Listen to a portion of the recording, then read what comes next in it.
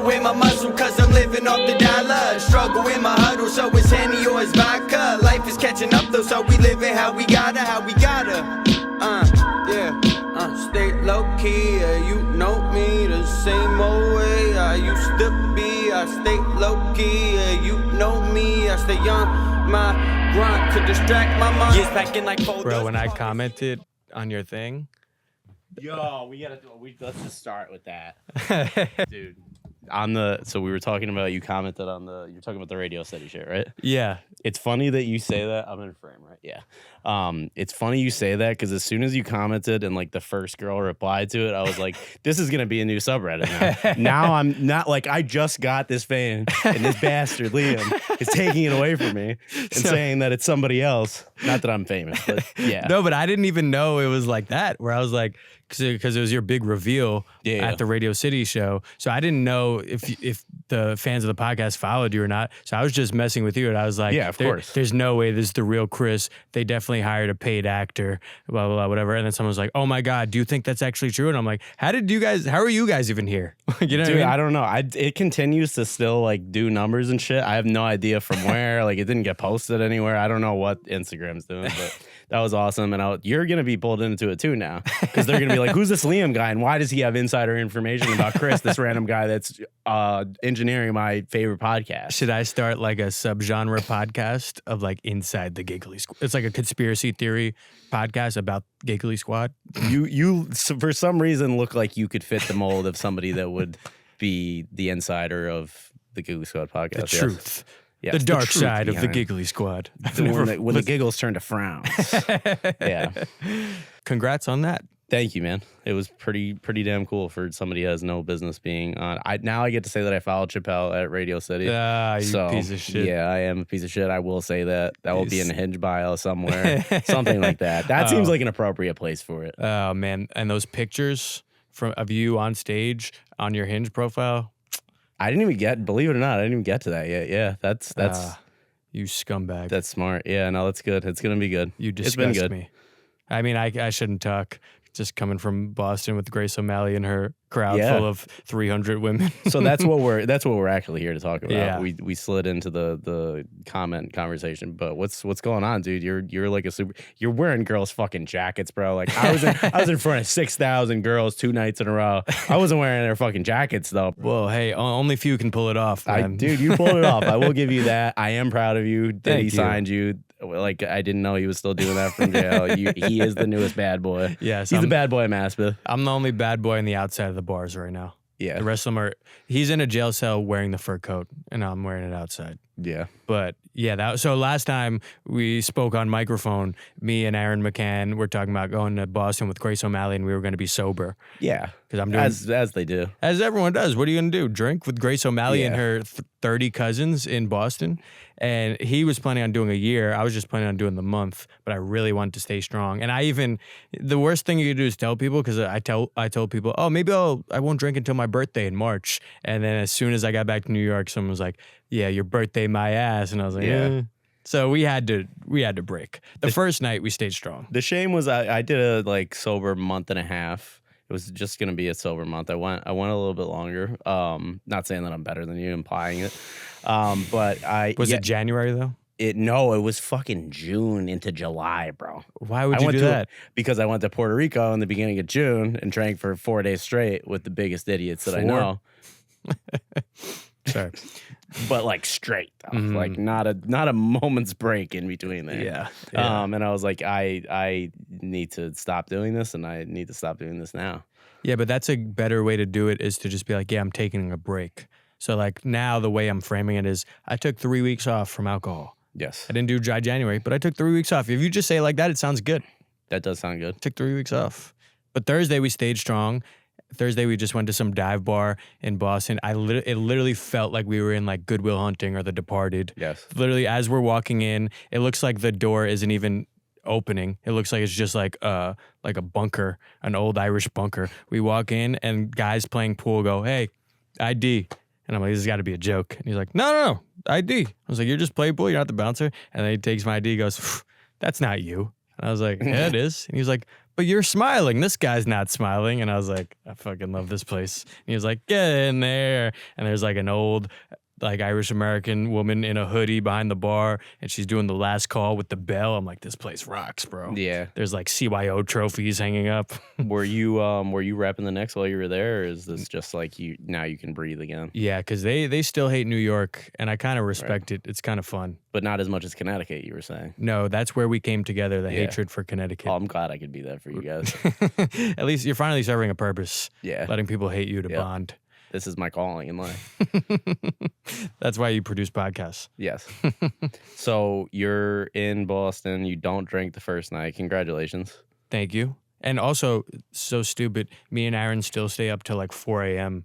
and we still order fucking Uber Eats and we're sober, which is even dumber. You're cosplaying as drunks. Yeah, exactly. Because we got to that point where we were so tired, we felt like we were drunk. Yeah. And even him, like I could tell, like there's a certain amount of drunk he gets where his accent gets stronger, and he reached that night when we didn't even drink. He's just slurring his words, and you're like, "Yep, that's a stronger Irish accent right there." Yeah, exactly. Basically, that's where the accent comes from. And then Friday, the first show, we don't drink. And it's like, all right, whatever. But like, there's more vibes. It's Friday night. Her family's there. Her friends are there. All of her friends are in the green room after the first show, and I'm like, I'm having a drink. Yeah. And then I'm like, Grace is like, do not take a sip without me recording it. Because you are bringing, the first night, Aaron goes, I'll be very impressed if I make it past this weekend. And Grace goes, if you make it past this weekend, I'll never talk to you again. Yeah. And it was a joke, but there was some seriousness there. Serious. Which I respect. Because also we're like, the way we're even all friends is just by staying out drinking. Right. If we weren't drinkers, we wouldn't be on this trip because that's how we bonded. The three of us.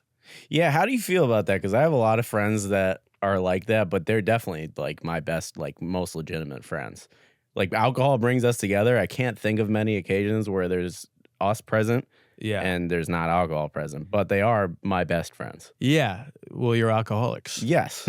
No, but it is a real thing where like obviously some people be like, that's bad that it's you only or hang out with drinking. It's like, yeah, but that's such a bonding thing. Right. That alcohol brings people together. Yes, it definitely separates some people as well. Yeah, true. My family. We're not talking about that. We're talking about getting leave hammered my in dad out of Boston this. with Grace O'Malley. Yeah. Yeah. So okay, we're at Friday night. You break. Friday, I break, and then everyone's like, "Woo, yeah, whatever." And then I feel an energy shift in the room, and I'm like, "What is going on?" And then I turn around and it's Aaron's face like this. And he gets like a childlike excitement in his face when it comes to drinking. Like I remember we were at the Stand holiday party and he turned around when he found out it was open bar and he looked like a little kid at Disneyland. Mm-hmm. And that's the look that was in his face on Friday night. And I was like, oh, he's breaking. And I didn't expect that from him because he was trying to do a year. But I was didn't like, either. I said that you would break. I knew that you would break. I did not think that Aaron would break. And he was shitting on me too. Where he was like, Liam, come on. Like you're going to break. And I'm like, you're not. And he's like, no. He wanted you to break first of all. But second of all, like, if you were going to break, what is he just going to be the only sober person in Boston at large at this point? Yeah. No, that's no fun. That would have been rough. Yeah. Also, like when you do like a club weekend, the drinks are free. Yeah. Like, come on. Could you imagine the superiority complex that he would have came back with? Like if he had made through it, like he would have became like the Dalai Lama or something. Pre-kissing kids. And if he drinks, it's post-kissing kids. Yeah, just kidding. But I think it would be worse. I think it would be the opposite. I think he was at the superiority complex. And then I think if he stayed sober throughout that crazy weekend, he would have been like, I messed up. Because right away, right when we broke, we both looked at each other and already started having so much more fun. We were like, so glad we broke. No regrets whatsoever. Not at all. And I think that means you guys don't have problems. Thank you. Well, he's still in a ditch right now drinking. Yeah. No, I'm just kidding. I don't know. Maybe sometimes you stay in the ditch. Ditch is comfortable. When you're drunk, the ditch is comfortable. The ditch is good. So then, yeah, it was the wildest weekend. Also, I'm just like, I have to move to Boston. I was always like, oh, fuck Boston. I'm from New York. Blah, blah, blah, blah. Now I'm like, oh my God, this place rocks. It's just like so much fun. Everyone's having so much fun. Obviously, because we're with Grace, that it's even more fun. Yeah. But, oh man, even though the bars close earlier, they all have like after parties, like house parties. Like it's like high school. And I'm like, oh, this is awesome. And Boston women, They're very aggressive. It's funny. I was saying that Boston women, even if it's like a cute, like small little, like sweet talking woman, they all have a second voice that they put on. That's like a rough, like drinking voice where they'll be like, oh yes, my name is Julia. And I say, hey, I need a drink. And I'm like, oh wow, that was crazy. But they're very straightforward, and I love them, and they love me. So at what point? I mean, there's a legend of this weekend already that you're wearing some jackets that weren't previously in the closet. Where did tell me the story of the first jacket? The first jacket, my first jacket. Yeah, I think that was my first jacket. It was in Boston. Grace O'Malley was there. Aaron McCann from the IRA. The names fit perfectly. Yeah. I think Friday night was the first jacket where I teased at it because I would go up first. And I teased at it, and I was like, I wish I took that jacket. Where I was like, let's do a jersey swap. And she was about to hand it to me, and I was like, I'm not doing that. I don't want to go crazy. Let me just do jokes. This is stand-up comedy. But you quickly... I'm an artist. I'm an artist. Can we separate the art from the artist? But I quickly realized, like, I got to just lean into how crazy and fun this weekend is. We're like, there's a lot of comics where if they see me hosting the show and they see me putting on women's jackets, they'll be like, that's not a real comic. Yeah. He's no purist. We're just here telling jokes. Why is he making a mockery of this? Right. But then there's some shows you just got to lean into it and have fun, and the whole show's a party. Grace's shows are parties. They're still comedy shows, and they're really funny, but everyone's just partying. She came out and like waterfalled you with a pitcher. Yeah, that did happen too. Pretty, I have to say, like 8 out of 10, 9 out of 10 on the waterfall, because she didn't do you dirty. No. How you didn't seem that wet coming off of that? No, it was, and I protected the women's cardigans. Wow. Anytime she did the waterfall, so this happened multiple times. She waterfalled you as an entrance every time. Once this was in your rider. Yeah, exactly. I was like, I only do the show. Grace O'Malley, that's how she got the gig, honestly. Nice. But yeah, once I broke, then anytime I brought her on stage, she would do the waterfall, and it was fucking sick. Her family is awesome. Her family reminds me a lot of my family. And they're just so fun. Drunk, yeah, pretty much. Same. But like really nice, like fun people. And they were so like kind and welcoming to us, and it was just so much fun. And so then the jacket, towards the end of that show on Friday, I was like, screw it, I'm doing it. So I did that one at the end, and then from then on, every show, I put out a jacket. Also, shout out to every show having a crazy jacket. Yeah. There was like showed up. 3 fur coats, some like leopard coats, a leopard cardigan. Those were amazing. Showed up and showed out. One thing about me, I will rock a woman's jacket. This is a compliment. I think they fit you. I think it is a compliment. Thanks. I think like you got the fuck is that guy's name? Russell Brand. He's like that English guy that like wears all that crazy shit, right? Yeah, I think he has allegations though. Yeah, well, minus the allegations, hopefully. Thank you. I mean, it's the beginning of this podcasting relationship, No, but I don't know you that well, but no, that was so much fun. And then so Sunday we were all hurting pretty bad, because every night was up till 6 a.m. just drinking the entire time. So much fun. Sunday, we all struggled to get out of bed, except for Aaron. Shout out to Aaron. Aaron he was ready to go. Sunday was the day that you texted me to cancel the podcast the following day. Is that the Probably. one? Yeah. Probably. Yeah. I was like, I mean, yeah. Like, you can't be an operational human being at this point. But so then we're like, all right, screw it. Let's all go to the bar and watch the Eagles. So we watched the Eagles, and we were drinking. We're like, because at first we started the day like, how are we going to do this show later? I'm hurting. I need to take a nap, whatever. And then we all just like powered through and went to the bar, and that was the best decision we ever made, because then we were alive again. Those Sunday shows were the best ones of the weekend. Oh. Like the energy was just different, and we had more energy because we just came from the bar and we're having fun, and we're like sauced already. So we're like, this is going to be a good one. And then, yeah, the Sunday shows were just magical. That was like the last one, especially it's her homecoming weekend. She sold out all 7 shows. That's her family's crazy, there. Man. She broke the record for Laugh Boston. Yeah. So it was just like, those Sunday shows, I got goosebumps. Like it was insane. You guys made quite like a team. Yeah. It's the AA team. The AA team. That's what that shit should be called. Yeah, in 20 years. You guys had good chemistry. Like, it seemed like a very fun time. It was, I think the 3 of us fit well. Yeah, that was wild. And then also, I love the Boston women. They're great. I didn't we just all got drunk together and then whatever. I've knocked out on like the hotel lobby floor. But I've never gotten the DMs that I've gotten like the Boston ones. Feels good. It feels, I don't know if it's the red hair in Boston where nowhere else does that benefit me.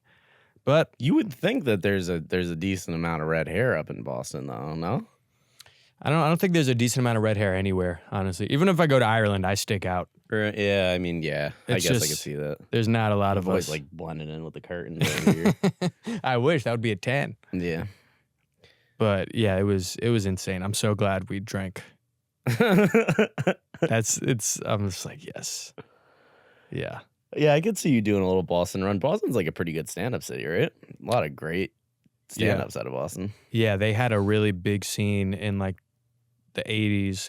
There's a documentary out about it. But like a lot of people started there and people were making like pretty good money out there. And it was the first time a place like outside of New York and LA where there was like a legit scene. It's like a legendary scene. But yeah, I will definitely be back in Boston soon because that was awesome. Because your DMs. Because the require DMs, it. they're gonna fly me out Amtrak. That'd be sweet.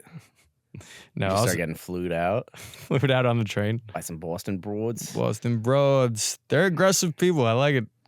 Yeah. That's awesome, man. One girl DM me, "I'll emasculate you, sir." That's so hot. I'm into that. That's hot as hell. Yeah. Did you that's ask her fun. how? You should ask her how. No, I didn't touch any of this. You didn't touch it? So you just looking at the DMs and you're like, that's nice. Yeah. Little ego stroke. Why don't you respond? What are you afraid What of? should I say? Well, I already gave you one. You Oh asked wait, her no, I did respond. She said, "I'll emasculate you," and I said, "Okay, fine." how. Fair enough. That's good too. But yeah, that was a sick weekend. Just had to give a little update after me and Aaron claimed we weren't gonna drink. Yeah. I don't know if it was bad that I mentioned the DMs because there was only one DM, and if it's you, it was you that I'm talking about. Yes. Yeah, that gets dicey. You're gonna learn the ways of the podcast, dude. What? Because you're gonna learn the ways of the podcast because like we're just talking shit. And like in your head, you're like, "Oh, I'm just talking shit. It doesn't matter." And then no, there's a tape. Then it Like, goes and out. They find like you think you're like, "Oh, like I'm just starting out. Like not many people are listening to this podcast." The people who you don't want to listen are listening. They're listening every time. Don't tell me that. Every time. But also the vulnerability, the honesty is better for the podcast. Yes. It's just worse for your personal Yeah, relationships. it ruins your personal life, but it's good for the views. Damn. Yeah. Yeah, but now we're back in New York, and now I can retire. Yeah. Who do you want to get on the pod next? What are you excited for pod wise? I'd like to get Grace on when she's back in town. I got my boy Juanito from Hot 97 coming in. Dope. And just some. I don't want. You think he's gonna be a fan of the raps? Has he seen any of your rapping? No, he's gonna be a good one to show. I forgot Really? to show. He's Eva. never seen. No, Does he know that you used to rap? I don't think so. How did you like get started with like get involved with Hot 97? So I was working. It's so funny because all of the stuff that I would want to happen when I was rapping, as soon as I stopped, that's when it would start happening. You know what I mean? So like I started working with Cypher Sounds, who has a podcast with Peter Rosenberg on Hot 97, and so I would just be around and like I'm like friends with Rosenberg a little bit and Juanito, and so then we follow each other, and then they would like show love on my stuff. But so what were you doing? You were producing shit on their pods, or are you just friendly from like comedy, just from New York? No, yeah, I've never worked with Hot 97, but I would just be pretty much hanging out honestly on Cypher and Rosenberg's podcast. I'd just be there because I was writing on Cypher's radio show. Oh, okay. And then I would be like, try to give them topics for their podcast. And I was just like running around I was like Cypher Sounds' intern, basically. And then that's how I met Rosenberg. Did like- you meet like him 2 just years. out in New York, or did you reach out and you were like, yo, like I want to intern for you? What was it? The initial thing. Do you remember? First time I met him, no, it was through Instagram. Okay. So then I was working with Cypher and I was opening for him on the road. And then so Rosenberg saw my stuff through Instagram, and I'd already met him, whatever. And then he started showing love, and Juanito too. And then Juanito DJ'd my New York Comedy Festival show. And Now that you're talking about like Hot 97, like hip hop shit, like now you kind of like assumed like Crack Harlow Back to your early reference, like you're kind of on some Jack Harlow shit now. What do you mean? Just the vibe of it. It all shifted from like I'm a funny comedian to like, yeah, so I'm just hanging out with Rosenberg. Yeah. Oh, my vibe changed? Yeah. Yeah, so basically. Like the lean got leanier, like Basically. the Knicks jacket got puffier. Yeah. Basically, Rosenberg started showing love, and when Rosenberg showed love, I was like, oh hell yeah, you know, like that's real right there. You were like, love. That's love. Yeah. One thing about that's love. So I was like, oh yeah, that's just a mutual respect on both ends. Hell yeah, bro. When's the album dropping? Probably fucking, you know how it be with the label. Who's on the album? We got fucking Dr. King. Dr. King. We, It was just his day the other day. yeah, I know. That's why I'm like, that's love right there. That is love. We got Lil Schmo. Lil B? Lil B the bass god. We have bass Jesus. We couldn't afford bass god. We got bass Jesus. But that's his son, so like it's still It's still like, love. It's still love, yeah. Still It's love. fatherly love. But anyway, no. As I was saying, Peter Rosenberg. Yeah, so it's funny how all this stuff, they have no idea that I used to rap, but that's when I started connecting with them, is when I stopped rapping. But that's just how life works. And that's the name of the album. That's just how life works. It's such a Jack Harlow album title. I want to do a Jack Harlow impression. I feel like I could do it. Yeah, it feels like you should be doing that. But I don't know if people will get it. Yeah, because I'm a fan of his. I think he's really funny in interviews too. But there's such a specific thing with him where he's always just like talking about, I'm from Louisville. Yeah. Louisville. People say Louisville. It's not that hard to pronounce. Yeah. It's just Louisville. It's fucking. People say I'm a flirty guy. I just have a lot of love. A lot of love to go around. Yeah. You know? I don't. Yeah, it seems like you guys have like your Venn diagram. It feels like there's a lot of overlap and also not at the same time. we're similar people and also the most opposite people at the same time. Well, I hope one day you make it to Jack Harlow status. That was one of the DMs I got about the women's jackets. Someone said, you're basically the Jack Harlow of stand-up comedy. Maybe those jackets bring it out of me. Damn, that's pretty tight. You probably should have kept messaging her. I mean, I know that girl. That was the one. Talking. That was the one. That's the one? That you were messaging. You were only. Oh, you know that person is what you're saying. Got it. Yeah, no, like someone, not a Boston broad. Anyway, do you want to get into your fitness journey at all? Like you've really been cracking heads at Force Fitness. Bro, people as soon as my friend who I'm working with, shout out Pat McGovern, he posted the video and I'm like, I don't want to repost this because I don't want people to know that I'm working out. I want to just like try to get healthier or whatever. You just want to show up fucking shredded one day. Show up in June like, yeah, I've been grinding all winter, shining all summer. But then I was like, I want to repost it because I also want to like show him love, and I want anyone who follows me to go to his page, whatever. It's all love, you know what I mean? But then I was like, okay, this is hilarious. And I posted and I was like, AI has gotten out of control or something. Like I roasted myself. And then everyone started replying, just shitting on me like, no way, those are real weights. What the hell is going on? Is this for a sketch? You can't be serious, right? You're doing this ironically, right? So you were sipping on that haterade. I know, it was so funny. And then now I'm just like, anytime I work out with him, I'm like, oh, we got to post a video. I want people to shit on me. It's so fun to get shit on. Yeah. Why are you doing hip thrust right now? Is this all that exercise talk? Yeah, like, I can't let you get shredded like that just in my presence. Yeah, not without you doing Kegels. Yeah, Kegels, giggles. I do all of them. Kegely squad. That'll be my pod. Yeah. You have these girls out here doing Kegels on the pod? Yes. What if you and me started a pod called Kegely Squad and Hannah Berner was our producer? I'm not even going to touch this. I won't even get near the blasphemy. I didn't mean that in like a creepy way. Oh, it doesn't matter. It doesn't matter. All right. I want to go on stage. I'm going to go out at MSG. Wait. Next. No, I'm not going on stage at MSG. I mean, you might. I like that was plausible, though. Yeah. You just did Radio City, your first time on stage. Yeah. And also, they might end up doing MSG like next year, and then this might happen. Dude, if I go out at MSG, like. That's wild. I did pass MSG the other day, and I was like, yeah, I'll be there one day, dude. All right, fine. Get my microphone and cables ready. I'll be out there one day, bro. Like, I could, but like I wouldn't want to sell it out too fast. Yeah, no. So anything else coming up? Yeah. but I don't know if I should talk about it. No? Yeah, I don't know. I don't want to talk about stuff until they happen, but hopefully. So I don't know. I'm not a big manifestation guy. I am, but I'm also superstitious at the same time. I think those are the same thing, kind of. No, but it's like I am a manifester, but I also feel like I'll jinx it if I say it. So those clash. I'm bipolar. It's like Irish anxiety thing. Yeah, it's it's definitely a very Irish thing where it's like, don't tell anybody anything good. No, I don't like. Yeah, I don't like telling people. I don't even like to think that things are going well. Yeah, like when things go well, it actually makes me probably the most anxious that I've ever been because like, I have all this stuff to lose now.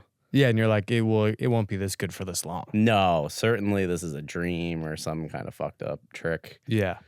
Yeah, so that's why. All right, fine. I respect that. All right, so Liam's got nothing important going on coming up Okay, whatsoever. I could say this. Me and Aaron are starting a show. Oh, yeah? I can't say where yet because it's not confirmed, but me like and Aaron. a stand-up show? Like a weekly or monthly thing? Yeah, it's going to start monthly and then be weekly hopefully soon. Sick. But can't say where. Okay. What are you mostly excited about? So you're just going to like pick the lineups and everything, host it like. Yeah, we might do some thinking about doing dual hosting or just doing sets and then going up at the end and screwing around. But yeah, I'm just excited to have our own like kind of room to like bring people on and whatever. Hell yeah, dude. Yeah, that'll be fun. We keep saying that we're gonna have the best bar show of all time, and then Aaron will be drunk in the corner. He leans in and he's like, they have no idea. They have no idea we're gonna have the best bar show in New York City. And that's the first time that's ever happened at a bar. The guy leans in and he's like, they have no idea what kind of greatness they're in the midst of. No, but I believe in you guys. Much unlike most of those people, I do believe that this will happen. Thank you. I'm excited to see it, dude. What do you have going on? You just did Radio City. Where do you go from here? It's only down. Only down. No, surely only down. No, things you were are at good. Radio City and now you're sitting here talking to me. Yeah, things are going down fast. No, there was a real like post nut clarity about Radio City where I was like, this is amazing. Like the whole like into the weekend or whatever. I was like, wow. Like started processing, and I was like, oh no, there's not like another one of these coming up. Like I just got to go back to regular life now. That's the weird thing about stuff like that. It's because imagine doing that all the time. Like I was talking. That's what you're doing with shows essentially. Not maybe to the level of that, but like you're the like high and low of it is got to be similar. Yeah, but it is for sure. But like once you have a bunch of those extreme highs in a row, like that's an extreme high at the Radio City. Yeah, Boston was an extreme high in a row, and it was like sold out show, let your crowd. Drinking all night, partying, whatever. Then it's like, oh wait, this isn't my everyday life. You know what I mean? I mean, I came straight back and did a bar show for 4 people where the bartender heckled me. Like it's not. It's such up and down. Keeps you humble, dude. It does. It's necessary because I was like, imagine you're just doing that all the time. Like I would be like, even just feeling it for a little while, I was like, oh, I see why people become monsters. Yeah, exactly. I was like, this will definitely get to someone's head. And when you're like broke and like sad and stuff, you're like, I don't understand how these people lose their integrity. Dude, become successful. It's pretty sick. It's wild. Like you shouldn't be able to feel that every day. No. It's insane. So that's what I'm telling myself now. I'm really grateful that I'm not doing Radio City anymore. Thank God. Really humble again, guys. Thank God. Thank God those moments are over. Yeah, thank God. I'll probably never do anything that important ever again. That's not true, but maybe it'll just be like once a year. No, yeah, it's no, but it's still been good. Like that helps a lot with podcast biz and just I don't know, growing the whole thing. Hell yeah. Well, yeah, new business. New business. New studio. New business. Who excited about that. Who this? I'm excited about this. Yeah. We got a pod to build, baby. Yes. I think we killed it. I think we can stop talking now. Yeah, don't talk to me after this. Yeah. Only when the mics are on. If you don't mind. If you don't mind.